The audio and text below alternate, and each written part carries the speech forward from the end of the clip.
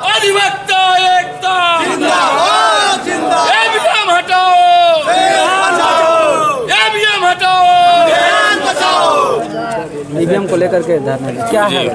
मैं रामनंद यादव, पूर्व महामंत्री और वरिष्ठ उपाध्यक्ष, और मैं जो है ईवीएम के विरोध में आज हम लोग जो है तहसील परिसर में अपना जो है विरोध जता रहे हैं। हमारा मुख्य उद्देश्य है कि हिंदुस्तान की जनता में जो शिक्षा के दर है, पर शिक्षा के दर में हम जो है 67% के आसपास अभी जो है शिक्षित हैं, और साक्षरता में हमारी जनता पूर्णतः हम है नहीं, और ईवीएम के संबंध में हम पूरी जानकारी हमारे पास है नहीं। और हम यही मांग कर रहे हैं कि ईवीएम की बजाय जो है बैलेट पेपर से चुनाव कराया जाए, और बैलेट पेपर से चुनाव होने पर जो सरकार, जो नेता, जो लीडर, जो क्षेत्र में प्रतिनिधि है, जितना वो कर्म किया होगा, अच्छा कर्म किया होगा, तो उनके अनुसार से उनको जनता जनता चुन करके भेजेगी। मैं इस बात से समझ नहीं पा रहा हूँ कि जो हमारी वर्तमान में सत्ता पक्ष जो सरकार है, जो राम राज्य स्थापित कर रही है, वह क्यों ईवीएम से भागना शुरू कर दी है? उसने बहुत बढ़िया यदि अपने हिसाब से, अपने एजेंडे के हिसाब से बहुत बढ़िया काम किया है, तो बैलेट पेपर पर आ जाए, और वो जो हिंदुस्तान में जो है परफॉर्मेंस उसका बढ़िया है तो जनता उनको परफॉर्मेंस देगी।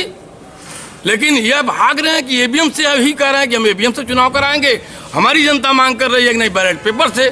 एक बार वो देख लें, केवल एक बार देख लें, ईवीएम को छोड़ें, बैलेट पेपर पर आ जाएं और बैलेट पेपर से चुनाव करा करके एक बार देख लें, और तब हमको हमारे में भी मन की संतुष्टि मिल जाएगी, उनके भी मन की संतुष्टि मिल जाएगी कि आखिर सरकार क्या है, जनता में हमने क्या किया है, और जनता ने परफॉर्मेंस किया है तो उसका परिणाम क्या है। अभी 5 राज्यों का चुनाव हुआ, उस राज्यों में ईवीएम से ही वोट पड़े, तो बहुत सारी जगहों पे तो अलग अलग पार्टियों ने अपनी सरकार में। हम भी जानना चाहते हैं, मैं ये जानना चाहता हूँ, एक मिनट यार रुको।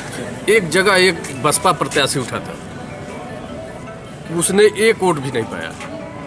वो आप लोगों के माध्यम से वो व्यक्ति कहा कि मेरे परिवार का तो वोट मिलना चाहिए मुझे, अगर परिवार भी नहीं मुझे वोट दिया तो मेरा तो वोट मुझे मिलना चाहिए, जबकि उसको एक भी वोट नहीं मिला था। वो गया क्या? यानी लगता है कि ईवीएम में कोई बिल्कुल सही बात मानने, कोई दो राय नहीं है, सही बात मानने नहीं है। यह सरकार इतनी तटस्थ है, वो बिगाड़ भी सकता है। ये सरकार इतनी तटस्थ है कि कहीं एक ही चीज कहती है कि हम हिलने नहीं दूंगा, कानून पर रहूंगा।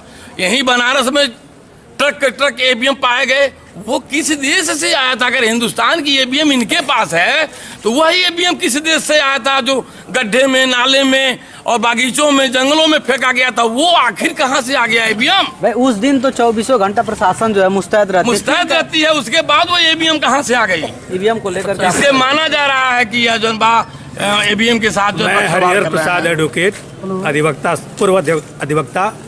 पूर्व अध्यक्ष अधिवक्ता संघ चौरी चौरा।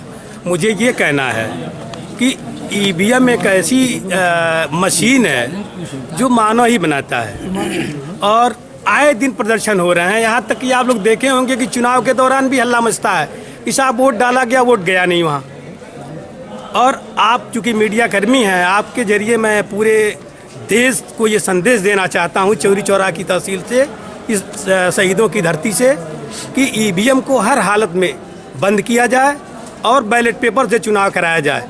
क्योंकि ग्रामीण अंचल भी वोट देता, ग्रामीण की महिलाएं, ग्रामीण पुरुष जो ज़्यादातर अशिक्षित हैं, वो आज भी हमारे वहाँ, विशेष तौर से उत्तर प्रदेश में जो ग्राम प्रधान का चुनाव होता है वो बैलेट पेपर से ही होता है, जिसमें निशान बने होते हैं कि ये फला प्रत्याशी का वोट है, ये फला प्रत्याशी का चुनाव चिन्ह है, उसके मुताबिक दिया जाता है।